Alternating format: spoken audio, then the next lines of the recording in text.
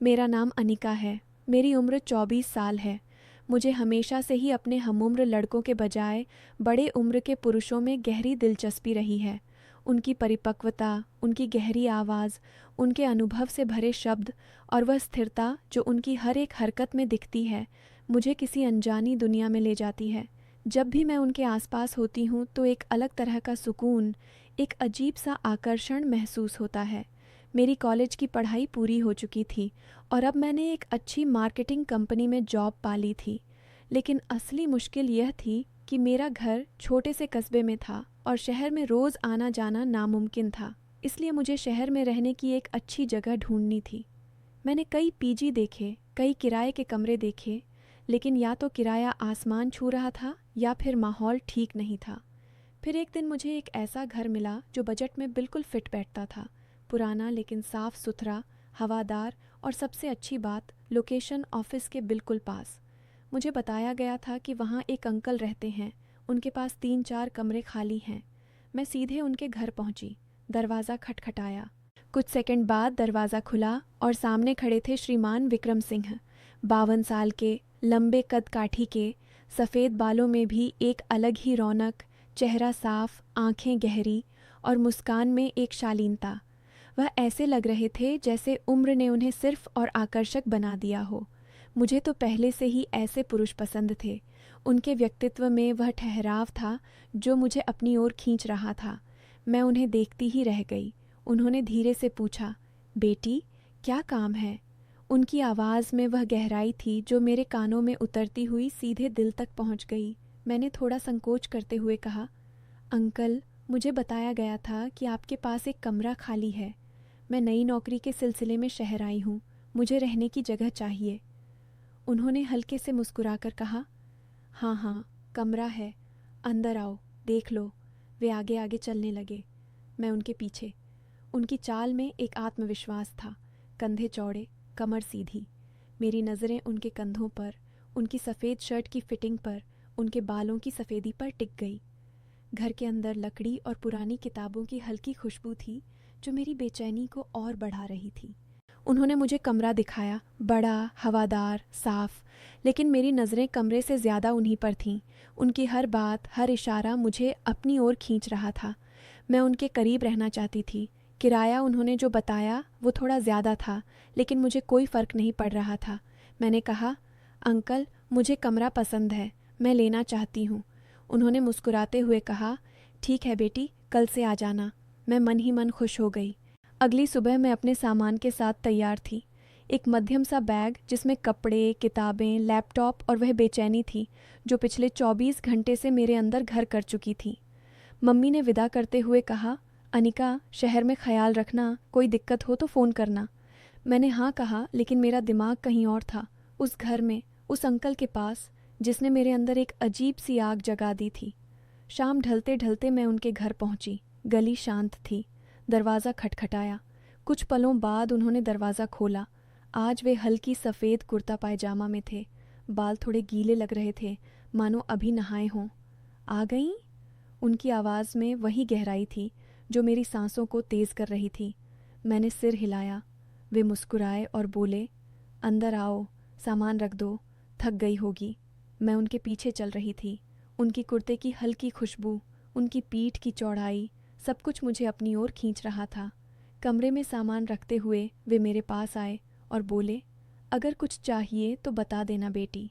जैसे ही उन्होंने मेरा बैग उठाने में मदद की, उनकी उंगलियां मेरी उंगलियों से हल्के से छू गईं। वह स्पर्श इतना स्थिर, इतना गर्म था कि मेरे पूरे शरीर में एक सिहरन दौड़ गई। मैंने उनकी ओर देखा, लेकिन वे बस मुस्कुरा रहे थे जैसे कुछ हुआ ही ना हो। उस रात डिनर टेबल पर वे मेरे सामने बैठे थे। उन्होंने खुद चावल और दाल बनाई थी।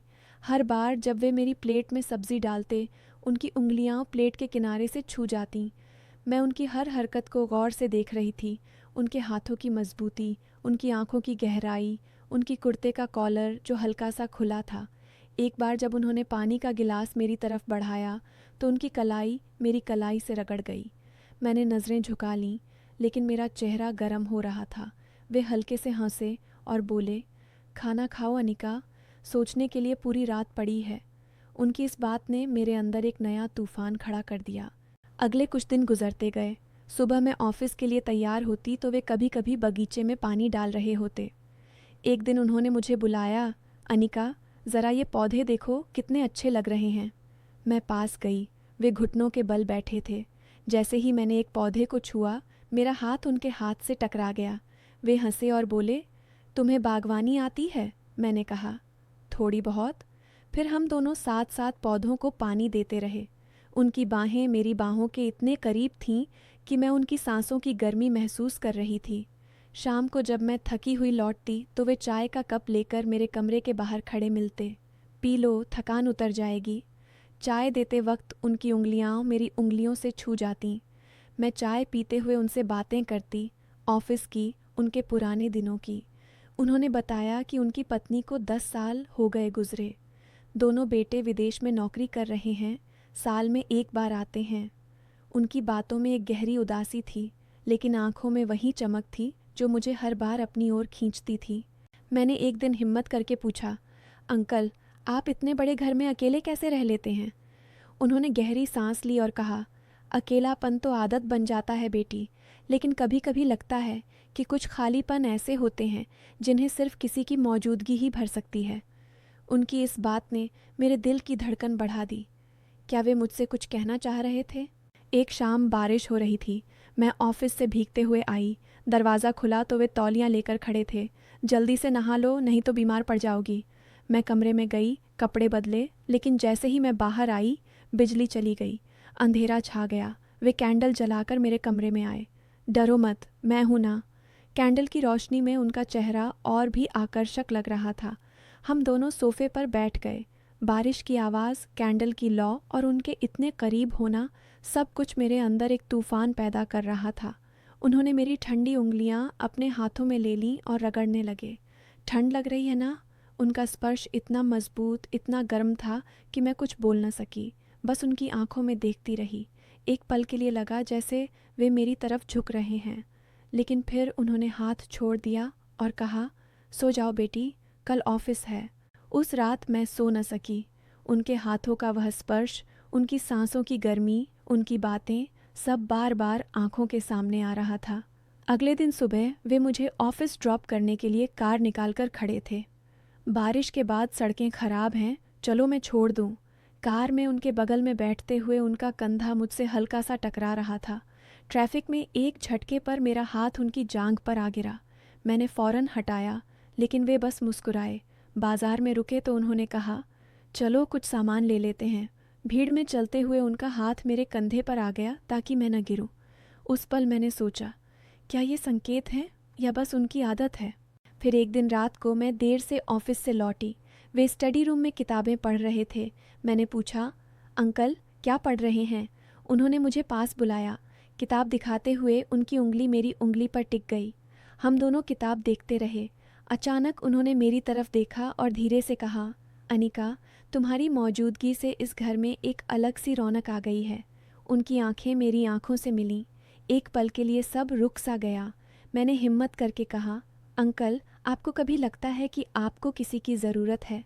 उन्होंने किताब बंद की, मेरी तरफ देखा और बोला, ज़रूरत तो हर इंसान को होती है बेटी, लेकिन कभी कभी वह ज़रूरत गलत दिशा में चली जाती है। फिर वे उठे और बोले, अब सो जाओ। उस रात मैं सो नहीं पाई। अगली सुबह जब मैं उठी तो उन्होंने मुझे चाय दी, लेकिन उनकी नज़रें मेरी नज़रों से नहीं मिल रही थीं। दिन भर वे चुप रहे। शाम को मैंने हिम्मत करके पूछा, अंकल, कुछ हुआ है क्या? उन्होंने गहरी सांस ली और कहा, अनिका, कल रात मैंने जो कहा वो गलत था। तुम मेरी बेटी की उम्र की हो, मैं तुम्हारा अंकल हूँ। मुझे अपनी उम्र और अपनी जिम्मेदारी याद रखनी चाहिए थी। मैंने तुम्हारी अकेलीपन की हालत का फ़ायदा उठाने की कोशिश की। मुझे माफ़ कर दो। मेरी आंखें भर आईं। मैंने कहा, अंकल, मैं भी गलत थी। मैं जानती थी कि आप अकेले हैं, फिर भी मैं आपके करीब आने की कोशिश करती रही। मैंने सोचा कि शायद ये आकर्षण सच्चा है, लेकिन ये सिर्फ एक गलत फहमी थी। मैंने आपकी उदासी का गलत मतलब निकाला। मुझे भी पछतावा है। हम दोनों चुप हो गए। फिर मैंने कहा, अंकल, मैं अगले हफ्ते हॉस्टल शिफ्ट हो जाऊंगी। हमें दूरी बनानी चाहिए। उन्होंने सिर हिलाया। हाँ बेटी, यही सही है। कुछ दिन बाद मैं हॉस्टल चली गई। जाते वक्त उन्होंने मुझे विदा किया, लेकिन नज़रें झुकाए हुए थे। मुझे भी बहुत बुरा लग रहा था।